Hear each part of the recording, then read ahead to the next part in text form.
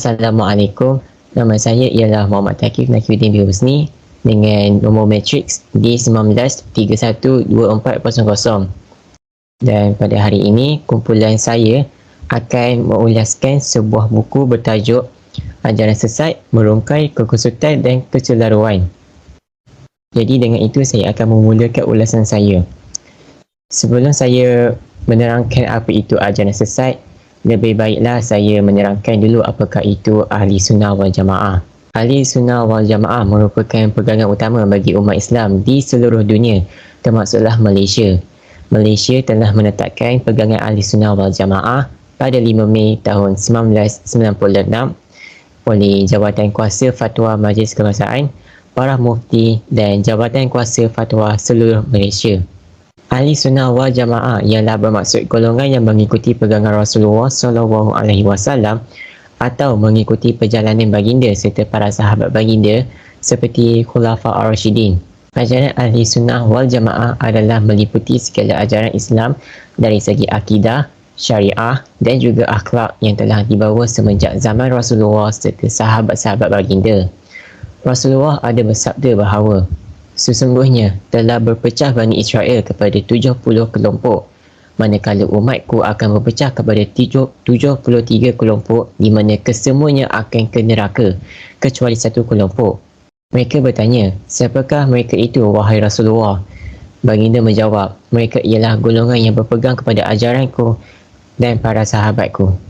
Berdasarkan hadis tersebut, para ulama telah membuatkan kesimpulan bahawa golongan yang akan memasuki syurga dan berpegang kepada ajaran Rasulullah dan sahabat baginda ialah ajaran Ahli Sunnah wal Jamaah. Akidah Ahli Sunnah wal Jamaah adalah merupakan ajaran yang betul, lurus dan tiada kekeliruan.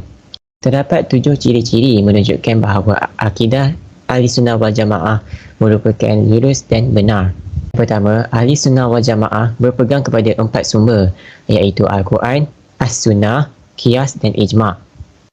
Yang kedua, mereka berpegang kepada ajaran Islam yang meliputi iman, Islam dan ihsan. Yang ketiga, mereka berpegang kepada Al-Quran yang telah dihimpunkan oleh para sahabat yang dikenali sebagai Masyaf Uthmani. Yang keempat, mereka mempercayai bahawa setiap para sahabat bersikap benar dan adil, terutamanya para Khulafa Ar-Rasyidin. Yang kelima, mereka mempercayai bahawa perkara gaib itu benar, terutamanya yang telah disebut di dalam Al-Quran dan As-Sunnah seperti azab kubur dan syurga dan neraka. Keenam, mereka tidak mengkufurkan saudara se-Islam tanpa sebarang bukti dan pertimbangan ilmu yang adil dan benar. Yang ketujuh, kesederhanaan di dalam kepercayaan dan pengamalan di mana mereka tidak terlalu ekstrim dan tidak terlalu lalai. Seterusnya, saya akan menerangkan apakah itu ajaran sesat. Menurut Kamus Dewan tahun 2007, ajaran bermaksud segala sesuatu yang diajarkan, nasihat, petunjuk, teori, mazhab atau hukuman. Sesat pula bermaksud tidak mengikut jalan yang betul, tersalah atau tersilap jalan, terkeliru atau menyimpang dari jalan yang benar. Selain daripada itu, ajaran sesat juga ada mempunyai maksudnya yang tersendiri di dalam agama Islam, di mana Profesor Engku Ahmad Zaki Engku Alwi berkata, ajaran sesat bermaksud sebarang ajaran yang atau amalan yang didukung oleh orang-orang Islam dan juga orang-orang bukan Islam yang mendakwa bahawa ajaran tersebut berdasarkan pada ajaran Islam, sedangkan pada hakikatnya ia bercanggah dengan Al-Quran, As-Sunnah, akidah Islam dan berlawanan dengan mazhab Ahli Sunnah wal Jamaah. Jadi, berdasarkan definisi-definisi yang telah disebutkan, jelaslah bahawa ajaran sesat ini adalah ajaran-ajaran yang dibawakan oleh orang-orang Islam ataupun bukan Islam yang mendakwa bahawa ajaran atau amalan ini berdasarkan ajaran Islam, mahupun pada hakikatnya ia bertentangan dan berlawanan dengan Al-Quran, As-Sunnah, Qiyas dan Ijma'. Ia juga berlawanan dengan pandangan Ahli Sunnah wal Jamaah dari segi sudut iman, Islam dan ihsan. Setiap perkara mesti ada sejarahnya, tidak ketinggalan juga bagi ajaran sesat. Ajaran sesat ini pada mulanya tercipta pada zaman awal Islam lagi. Mereka wujud dengan mengakui bahawa diri mereka adalah Nabi ataupun Rasul. Pada masa itu, terdapat 11 orang yang mengakui bahawa diri mereka adalah Nabi, di mana 3 daripadanya muncul pada zaman Rasulullah, 7 orang daripadanya muncul pada zaman Sayyidina Abu Bakar As-Siddiq, dan terakhir sekali muncul pada zaman Sayyidina Umar Al-Khattab. Namun dengan semua pemimpin ajaran sesat ini, ia dapat dimenteraskan dengan kepimpinan Rasulullah dan para sahabat baginda. Kebanyakan ajaran sesat yang muncul pada zaman awal Islam ini, jika diperhatikan, mereka mengaku diri mereka adalah Nabi selepas zaman Rasulullah. Mereka menganggap dan melihat Nabi dan Rasul adalah cara yang baharu bagi mereka untuk mendapatkan kedudukan dan pengikut. Hal ini kerana masyarakat Arab dahulu hidup di dalam kelompok dan setiap kelompok mestilah mempunyai ketua. Ketua yang dipilih mestilah berpengaruh sama ada dari segi keluarga yang terhormat, ternama dan berharta. Di Malaysia, ajaran sesat ini mula dijumpai sebelum zaman 1950-an.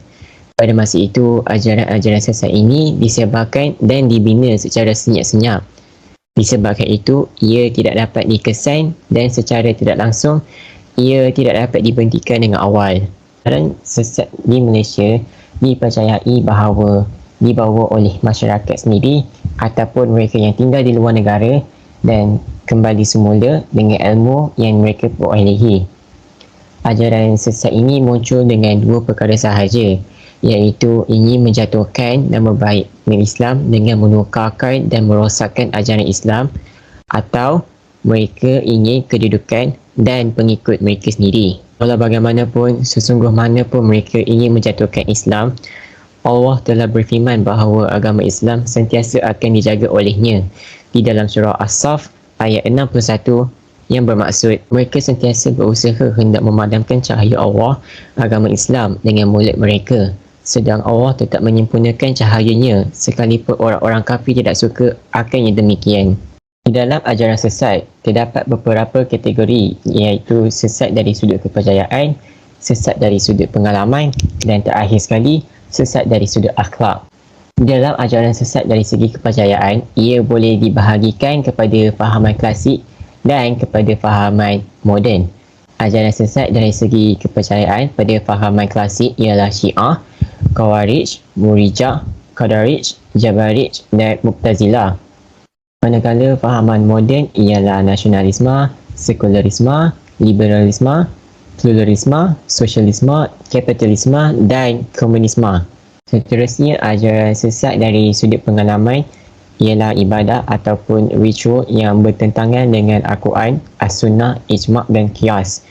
Antara perkara ajaran sesat dari sudut pengalaman ialah solat wajib yang kurang atau lebih daripada 5 waktu dan menunaikan haji di luar Mekah dan bukan pada bulan haji.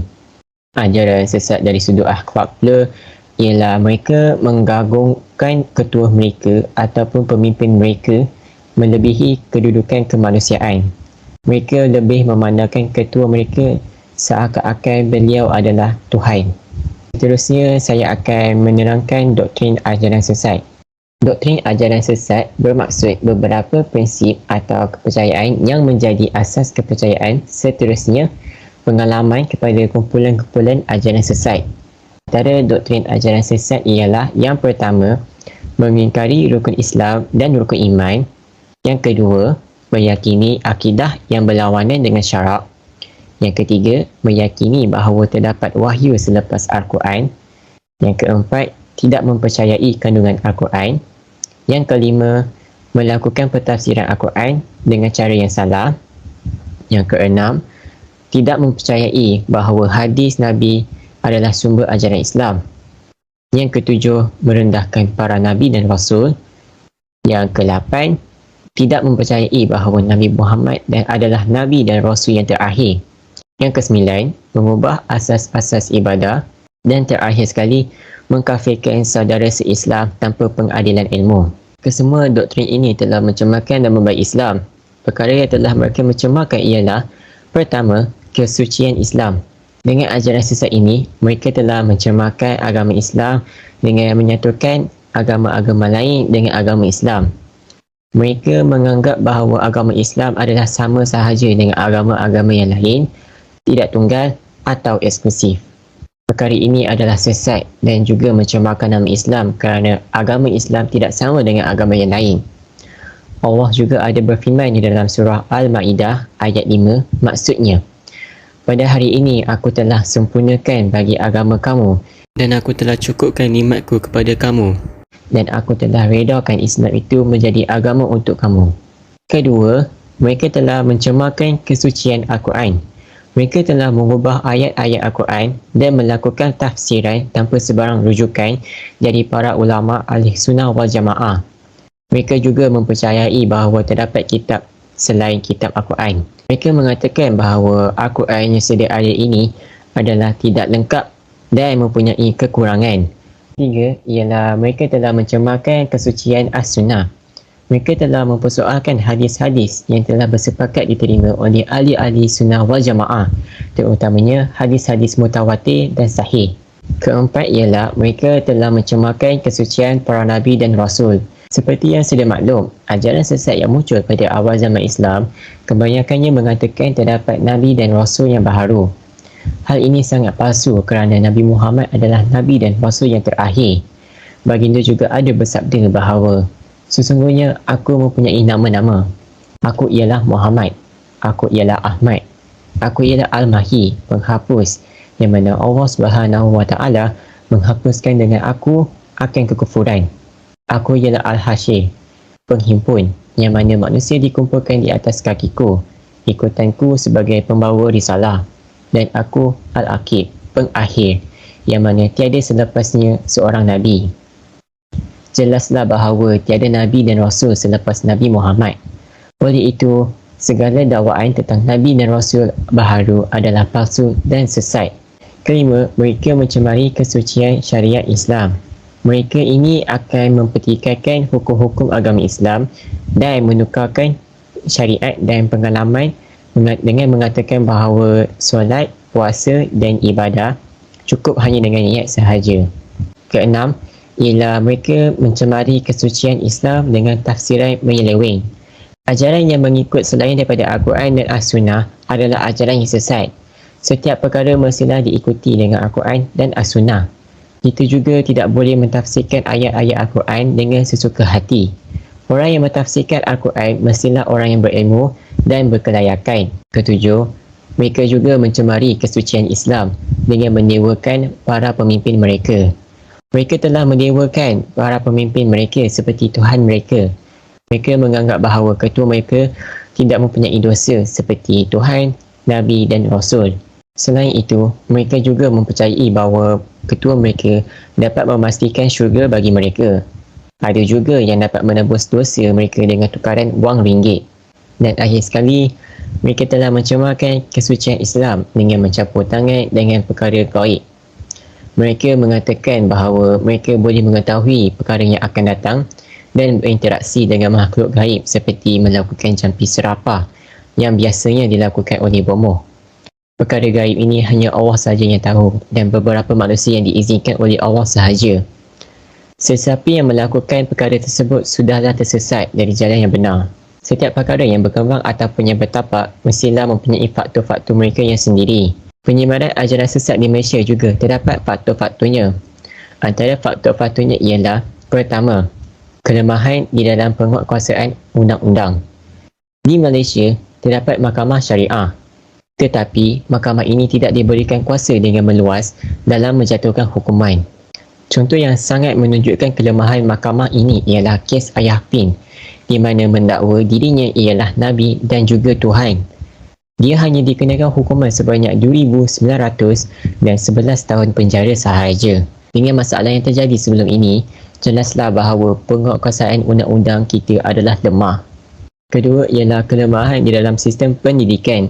Di dalam sistem pendidikan Malaysia, murid-murid yang beragama Islam akan diajar agama Islam. Tetapi, apa yang diajar tidaklah menyeluruh, yang akan meliputi segala aspek dari segi akidah, syariat dan akhlak. Hal ini kerana masa yang diberikan oleh guru-guru adalah singkat. Sebagai contoh, hanya 150 minit bagi sekolah rendah dan 200 minit sahaja bagi sekolah menengah di dalam masa seminggu. Disebabkan kekurangan masa ini, guru-guru tidak dapat mengajar agama Islam dengan menyeluruh. Ketiga ialah kelemahan menangani unsur negatif media massa. Media massa adalah alat komunikasi yang amat penting bagi manusia. Jika ia digunakan dengan baik, maka hasilnya juga baik. Tetapi pada masa kini, media massa telah dikawal oleh orang bukan Islam. Mereka ini tidak akan mengendahkan tentang nilai dan ajaran Islam. Keempat ialah kelemahan menjauhkan pengaruh budaya di dalam kehidupan. Musuh Islam iaitu Yahudi dan Kristian tidak pernah berdiam diri tentang umat Islam. Mereka akan sentiasa memastikan bahawa umat Islam jatuh musnah daripada bumi ini. Di televisyen sekarang, kebanyakan siaran berita disekat dan ditapis. Ini untuk memastikan bahawa segala keburukan mereka ditapis dan hanya menunjukkan kebaikan mereka sahaja. Selain itu, kebebasan berkarya seni daripada pihak media juga telah menyebabkan masalah bagi umat Islam, di mana lahirnya filem dari Denmark yang menyebarkan informasi palsu terhadap Islam dan menghina Al-Quran dan Rasulullah. Dan terakhir sekali, yang kelima ialah kelemahan membasmi kepercayaan purba dan adat istiadat.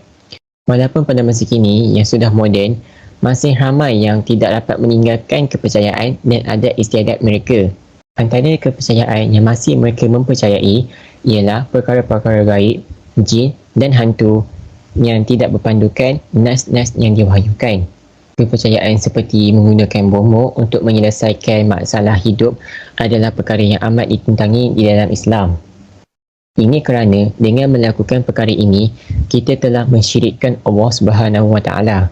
Adat istiadat seperti menabur beras kunyit juga perlu ditinggalkan, kerana istiadat ini adalah bertentangan dengan ajaran Islam. Assalamualaikum warahmatullahi taala wabarakatuh. Seterusnya kita akan pergi ke bab 3, iaitu apakah tindakan kita. Dalam bab ini kita akan menerangkan mengenai action, iaitu tindakan. Apakah tindakan kita untuk membanteras ajaran sesat ini? Apa yang kita kena buat? Dan dalam bab ini juga kita akan membincangkan tentang kesatuan umat Islam, di mana kita kena bersatu bertindak mencegah ajaran sesat ini.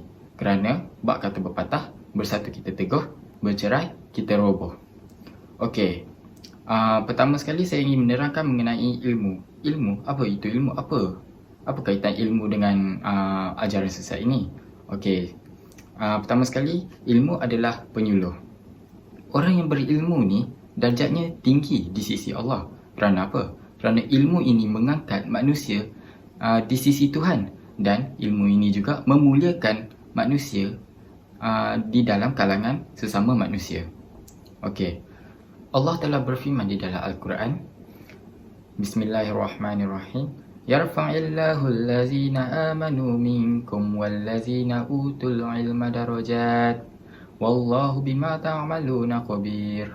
Yang membawa maksud, Allah meninggikan darjat orang-orang yang beriman di antara kamu dan orang-orang yang diberi ilmu pengetahuan agama dalam kalangan kamu beberapa darjat. Dan ingatlah, Allah Maha mendalam pengetahuannya tentang apa yang kamu lakukan. Surah Al-Mujadalah ayat 11. Orang yang berilmu ini, dia akan terselamat daripada ajaran sesat, kerana dengan ilmu ini kita dapat tahu, kita dapat mengesan ciri-ciri kesesatan pada suatu ajaran yang menyeleweng dan sesat. Pada masa yang sama juga, ilmu ini bukanlah hanya menyelamatkan diri kita, tetapi dengan ilmu ini kita dapat menyelamatkan umat Islam. Kita dapat menyelamatkan orang lain. Kerana apa? Kerana orang yang berilmu seperti para ulama, seperti mufti, ustaz dan sebagainya, mereka inilah yang akan menjadi rujukan kepada umat Islam. Sekiranya ada kesalahfahaman, sekiranya ada kekeliruan, sekiranya ada masalah, mereka akan dicari. Mereka inilah yang akan menyelesaikan, yang akan menerangkan segalanya. Oleh itu, kita perlulah menjadi seorang yang berilmu. Pada masa yang sama juga, sebagai peringatan, kita juga kena berhati-hati dalam mencari orang yang berilmu.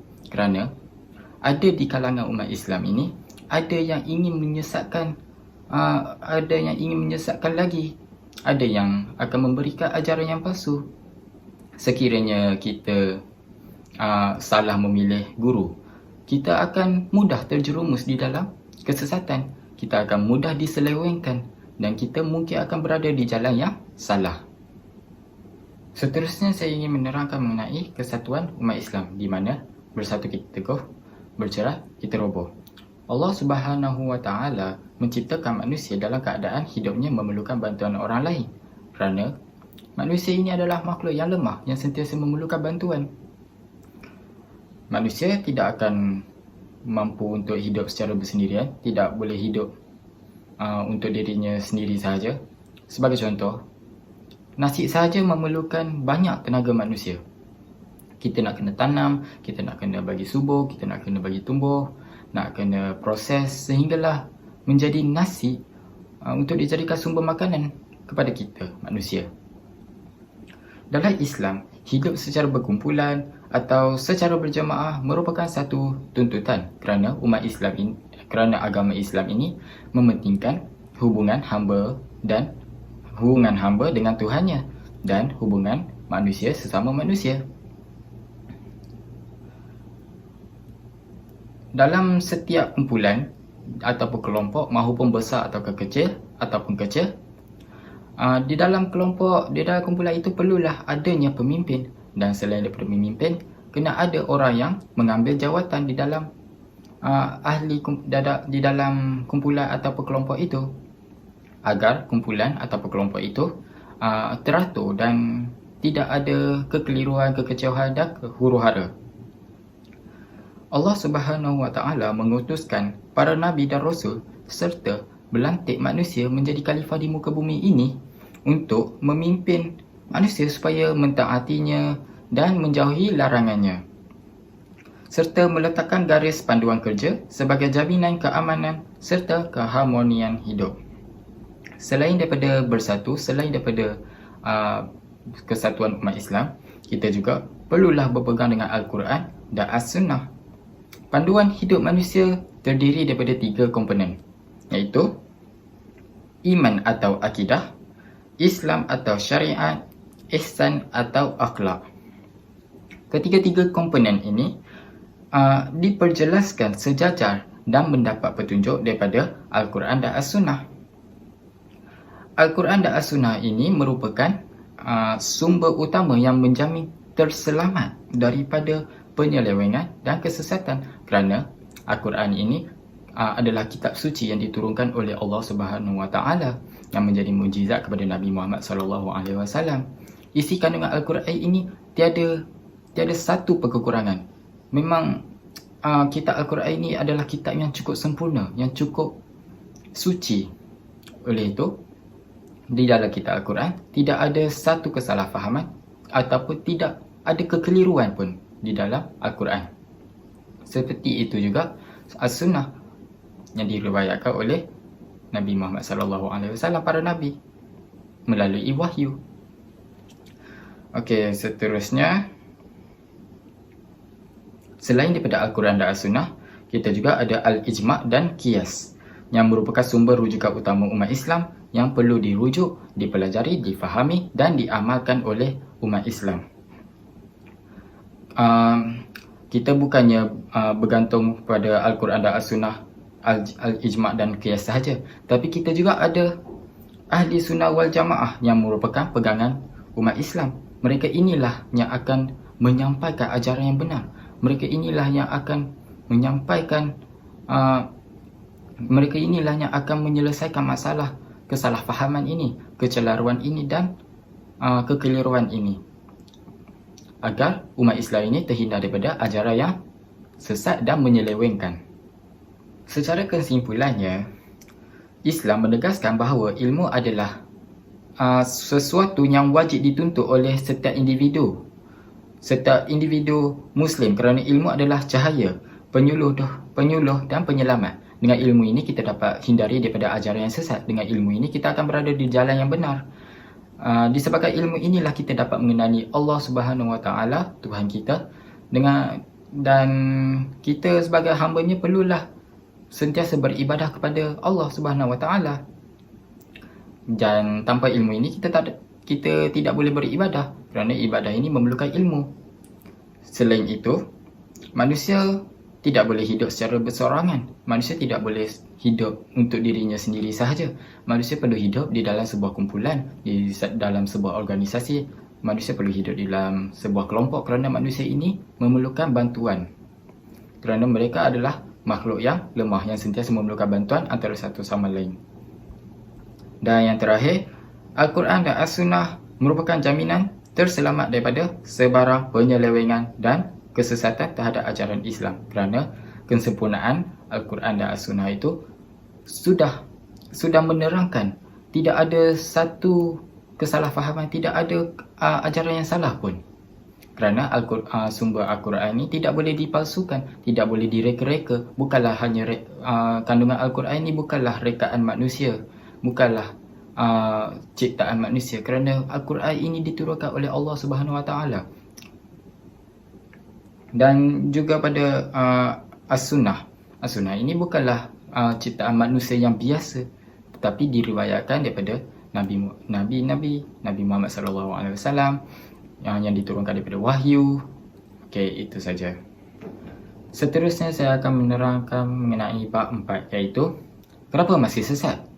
Segala persoalan dan permasalahan kehidupan sudah pun dijelaskan oleh Islam, sama ada bersifat kebenaran ataupun kebatilan, petunjuk atau kesesatan, maupun kebaikan atau keburukan. Semuanya sudah diterangkan tanpa sebarang kesamaran pun. Namun masih lagi ada faktor yang menyebabkan seseorang itu kekal berada di dalam kesesatan.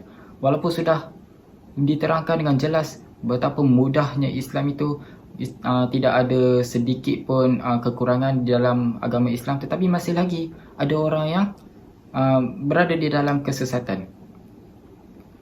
Apa punca seseorang itu berada dalam kesesatan? Kenapa dia masih lagi kekal di dalam kesesatan walaupun umat Islam ini adalah agama yang sudah sempurna, mudah dan tidak ada kekurangan?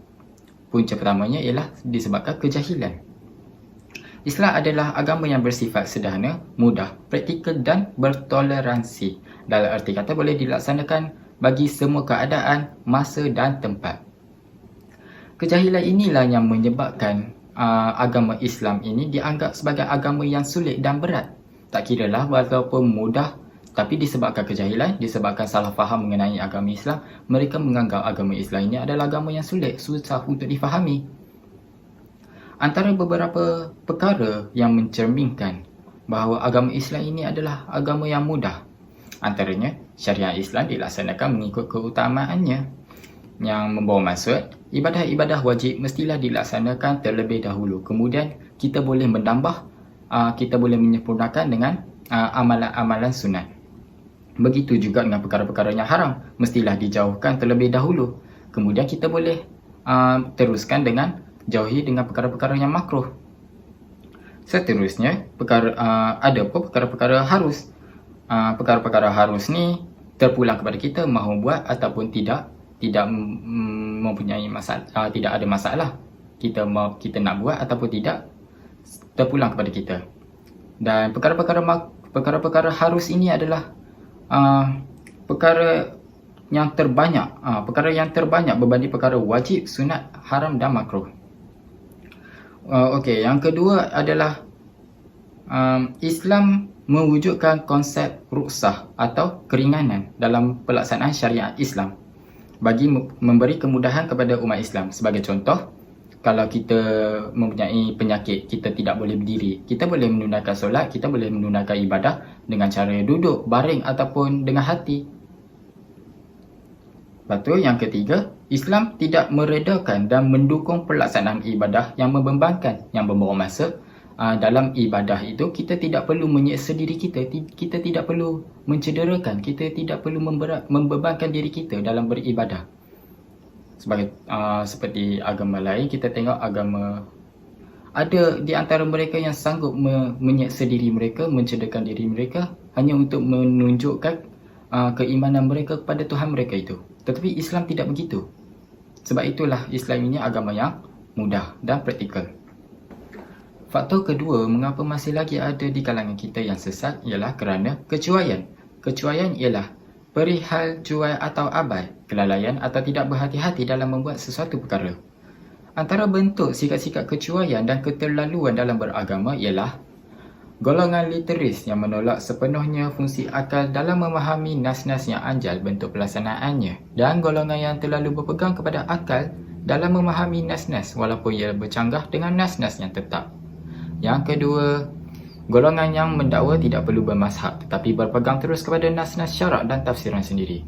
Dan juga golongan yang berpegang kepada mazhab sehingga menganggap yang lainnya adalah salah dan sesat. Yang ketiga, golongan yang menolak dan bermusuhi pendekatan tasawuf atau golongan yang terlalu berpegang dengan pendekatan tasawuf. Yang keempat, golongan yang terlalu berkeras dan golongan yang terlalu mengambil mudah dalam agama. Yang kelima, golongan yang terlalu menyeru kepada ijtihad dan tajdid atau golongan yang menyeru kepada taklid dengan bersikap jumud. Yang keenam, golongan yang berfahaman liberal yang terlalu terbuka. Yang ketujuh, golongan yang terlalu melihat kepada pertimbangan maqasid syariah. Yang kelapan, golongan yang terlalu mudah dan melampau mengharamkan atau mengharuskan sesuatu perkara. Yang kesembilan, golongan yang terlalu mudah dan melampau dalam menyesatkan dan mengkafirkan saudara se-Islam, dan golongan yang tidak mempedulikan hal kemurtadan dan perkara yang mencemarkan Islam. Faktor ketiga, mengapa masih lagi ada di kalangan kita masih sesat ialah kerana keterlaluan. Keterlaluan ialah berlebih-lebihan dalam pengamalan dan pelaksanaan hukum hakam syariat serta mempersulitkan diri sendiri atau orang lain. Antara bentuk-bentuk sikap keterlaluan dan melampau dalam beragama ialah keterlaluan dalam pegangan. Keterlaluan dalam pegangan ini bermaksud macam golongan yang menolak fungsi akal sepenuhnya dalam memahami nas-nas syarak, dan juga golongan yang terlalu berpegang kepada nas-nas Al-Quran dan As-Sunnah sehingga menolak untuk bermazhab. Dan yang kedua, keterlaluan dalam pengamalan yang membawa maksud golongan yang berfahaman liberal yang bermaksud bersikap bebas, sesuka hati memudahkan atau meringankan sesuatu perkara dalam agama.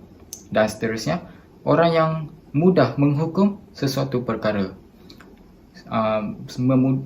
Maksud kat sini, dia memudahkan diri dia mengharamkan sesuatu, mengharuskan sesuatu, meletakkan hukum sesuka hati.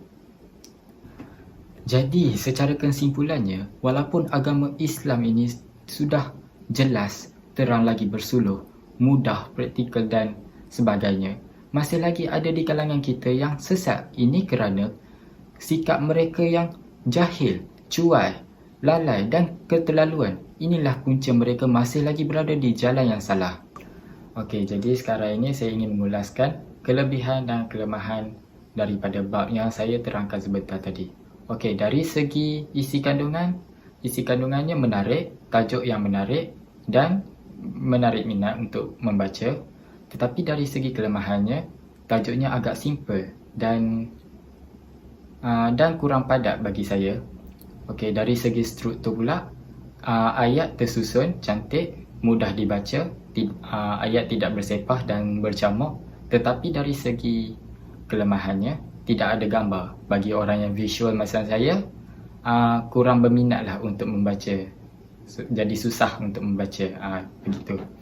Okey, dari segi gaya bahasa pula, gaya bahasa simple, senang untuk memahami.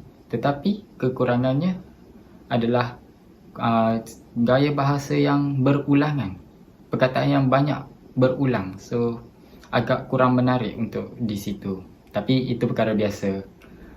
Sebab di dalam bumi ini tak ada ciptaan manusia yang sempurna. Ada kelebihan, mesti ada kelemahan. Tak ada kelebihan, wajib ada kelemahan. Okey. Bismillahirrahmanirrahim. Assalamualaikum warahmatullahi wabarakatuh. Saya Muhammad Syazwan Izzat bin Ruslan, nombor metrik D183-11453. Saya akan sambung pada bab 5 iaitu implikasi ajaran sesat.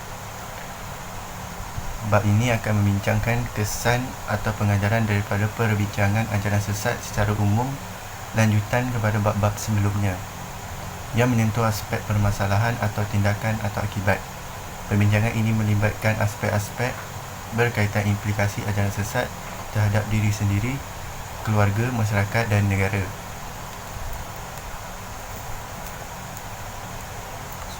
Seterusnya, firman Allah Subhanahu Wa Taala di dalam surah Ali Imran ayat 105, iaitu A'udzubillahi minasyaitonirrajim. Bismillahirrahmanirrahim. Wala takunu kallazi natafarraqu wa talafu min ba'di ma ja'ahumul bait wa ulaika lahum azabun azim. Maksudnya, dan janganlah kamu menjadi seperti orang-orang Yahudi dan Nasrani yang telah bercerai-berai dan berselisihan dalam agama mereka sesudah datang kepada mereka keterangan-keterangan yang jelas nyata yang dibawa oleh Nabi-Nabi Allah, dan mereka yang bersifat demikian akan beroleh azab siksa yang besar. Surah Al-Imran ayat 105. Ayat ini ia menerangkan tentang kesan-kesan ajaran sesat. Seterusnya, individu Muslim terdedah pada perkara syirik, kufur dan murtad. Kesan ajaran sesat terhadap diri sendiri adalah: yang pertama, rosaknya akidah dan pengamalan syariat seseorang. Kalau kita termasuk dalam golongan ajaran sesat ni, akidah kita akan terpesong. Yang kedua, minda seseorang tertutup. Kenapa minda seseorang akan tertutup? Ia kerana orang yang masuk ajaran sesat ni, minda mereka tak terbuka sebab mereka hanya fikir tentang diri mereka sahaja. Yang ketiga, menjerumuskan seseorang itu ke dalam perkara syirik, seterusnya kufur dan murtad. Dalam pengamalan ajaran sesat ini banyak perkara yang terpesong dan juga yang tidak betul. Jadi ia menjerumuskan kita kepada syirik, kufur dan murtad. Dan yang keempat, sesat dalam beragama. Ajaran sesat adalah perkara yang membawa kepada kita kesesatan dalam agama Islam. Seterusnya, perpecahan dalam keluarga dan masyarakat. Kesan ajaran sesat dalam kalangan keluarga ini, ia akan menyebabkan retakan dan runtuhnya institusi kekeluargaan. Contoh, kalau dalam keluarga kita ada yang terlibat dalam ajaran sesat, kemudian dia bawa fahaman yang tak betul dan menyebarkan pada semua ahli keluarga dia, dan dia telah menyebabkan runtuhnya institusi kekeluargaan. Seterusnya, kesan yang kedua, kesan ajaran sesat dalam masyarakat adalah retakan dan runtuhnya institusi masyarakat. Kalau dalam sebuah masyarakat tu pula dia melibatkan diri dalam ajaran sesat dan dia bawa pula ajaran sesat tu kepada orang lain, maka orang lain akan sebarkan, kemudian jadilah runtuhnya institusi masyarakat. Seterusnya, ancaman terhadap keselamatan negara. Yang pertama, terancamnya perpaduan serta kehormatan masyarakat. Dan kedua, kestabilan politik dan ekonomi. Ketiga, negara akan mundur. Dan keempat, pertumpahan darah dalam masyarakat dan negara. Seterusnya, kesimpulan. Akidah, syariat dan akhlak Islam berperanan menyatupadukan umat dan menjamin keamanan serta kestabilan negara, manakala ajaran atau fahaman menyeleweng dan sesat pula dilihat sebagai usaha untuk mengacau bilaukan kestabilan dan kehormatan negara.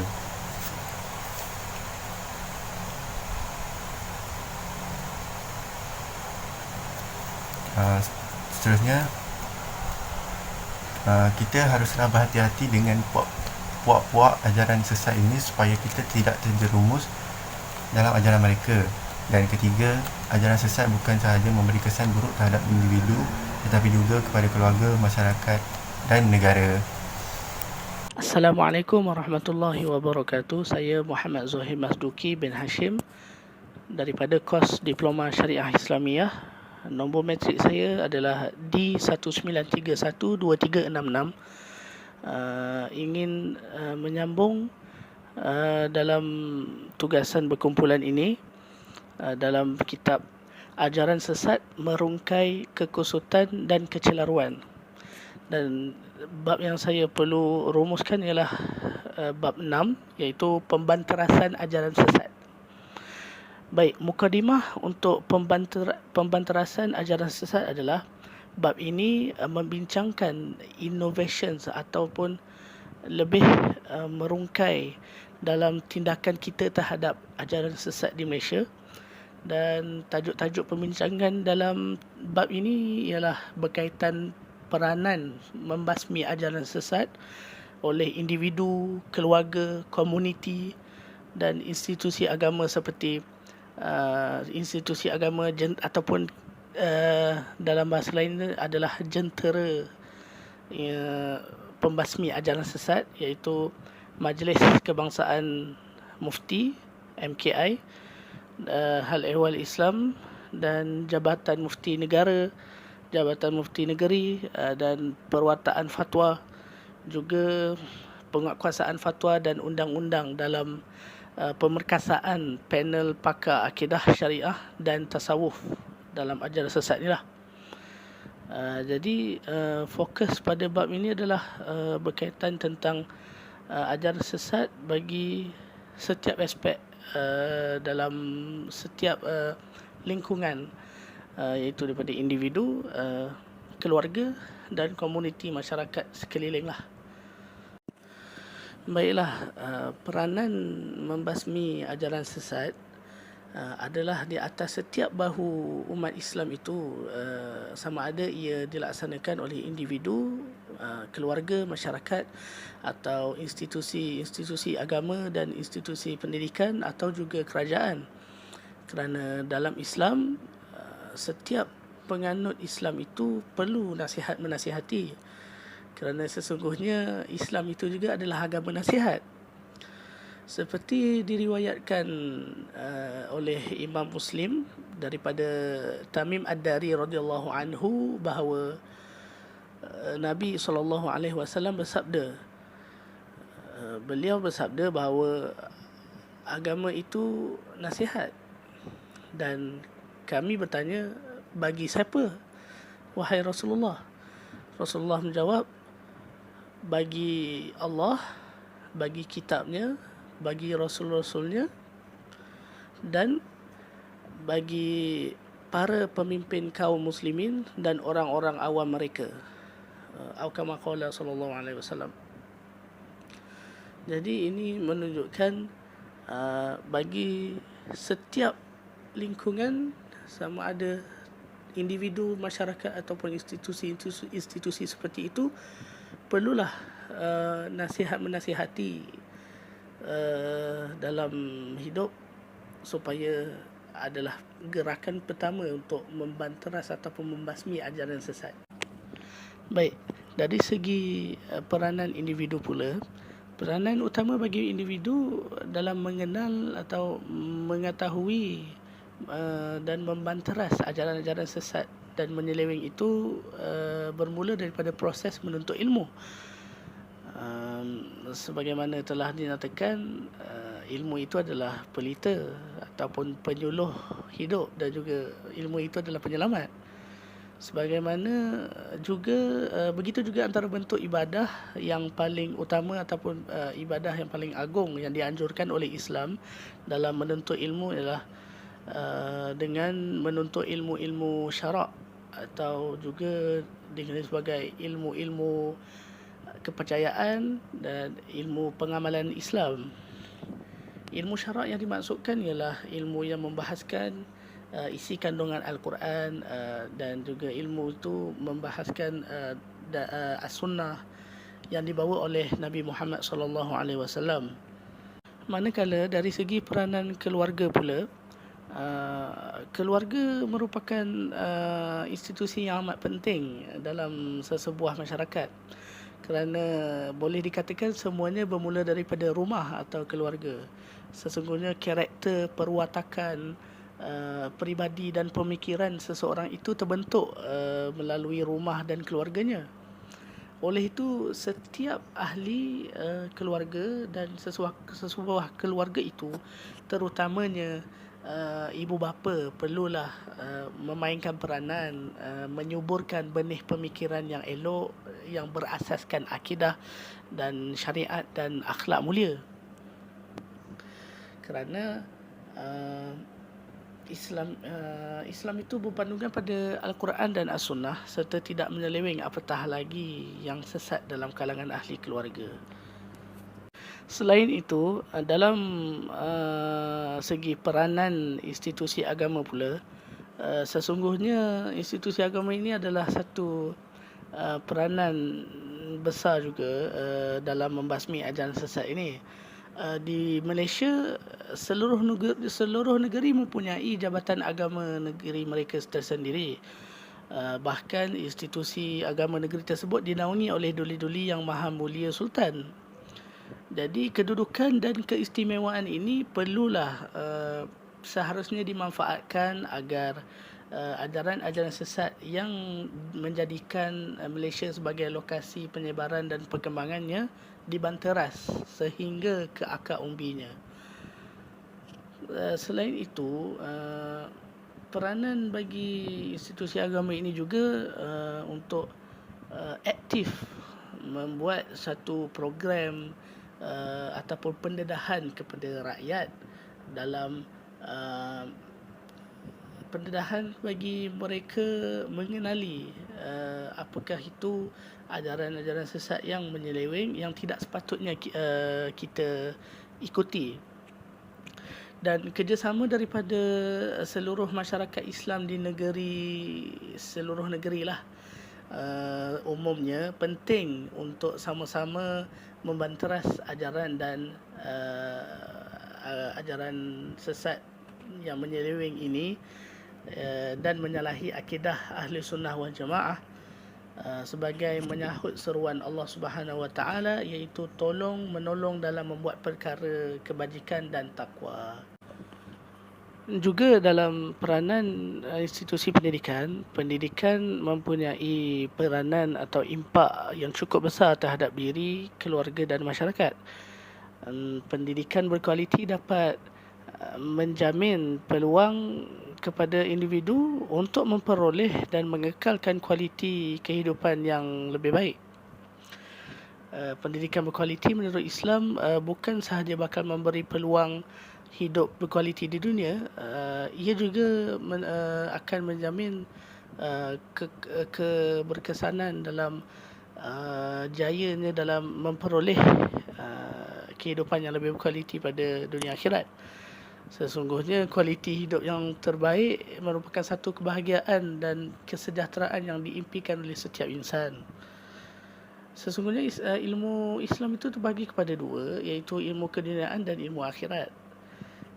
Sebuah ungkapan yang dinisbahkan oleh Sayyidina Ali radhiyallahu anhu menyatakan, sesiapa yang menginginkan kejayaan dunia maka perlulah beliau berilmu, dan sesiapa yang menginginkan kejayaan akhirat maka perlulah dia berilmu. Dan juga sambung lagi, sesiapa yang menginginkan kejayaan dunia dan akhirat maka dia perlulah juga berilmu. Yang terakhir sekali, dari segi peranan kerajaan juga adalah suatu benda yang perlu dititik beratkan, kerana kerajaan itu adalah pusat segala pemerintahan bagi sesuatu sesuatu wilayah lah. Dan di mana sebuah ungkapan yang dinisbahkan oleh Sayyidina Umar radhiyallahu anhu menyatakan, an-nasu ala dini mulukihim. Maksudnya manusia adalah berdasarkan pada agama gaya atau cara hidup pemimpinnya. Di situ kita boleh lihat bagaimana refleks daripada kata-kata Sayyidina Umar radhiyallahu anhu itu, sesungguhnya kerajaan berperanan untuk membentuk rakyatnya melalui undang-undang, peraturan atau ketetapan yang tertentu. Lazimnya rakyat akan mengikut segala undang-undang atau perintah pemimpin atau negaranya sekiranya negara tersebut merupakan negara Ahli Sunnah wal Jamaah, di mana boleh dinyatakan juga dari segi kerajaan membentuk satu perlembagaan atau membentuk satu undang-undang dalam membanteras ajaran sesat ini sendiri, dan membanteras dan membasmi ajaran sesat yang menyeleweng ini daripada tersebar luas dalam kalangan masyarakat setempat dan masyarakat seluruh Malaysia. Seterusnya kita pergi ke bab 7, iaitu penutup.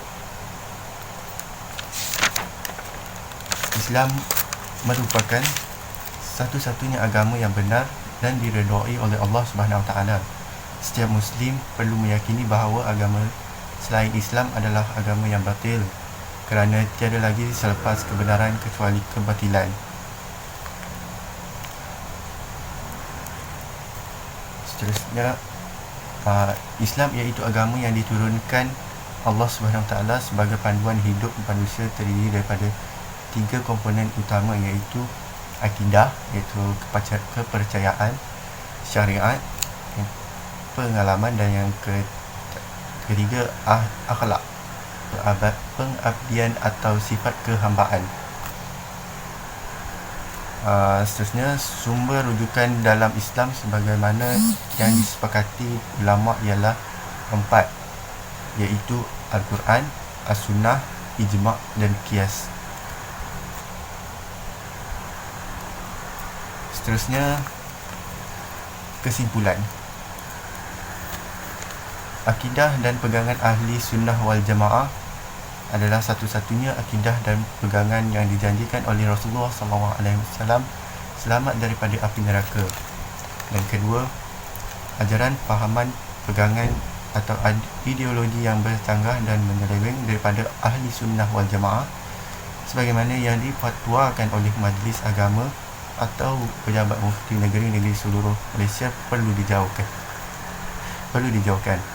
Dan yang terakhir, segala ajaran dan fahaman baharu yang menyelirukan perlulah dirujuk kepada majlis fatwa kebangsaan, pejabat mufti negeri dan alim ulama bertauliah serta institusi-institusi Islam lain yang bertanggungjawab.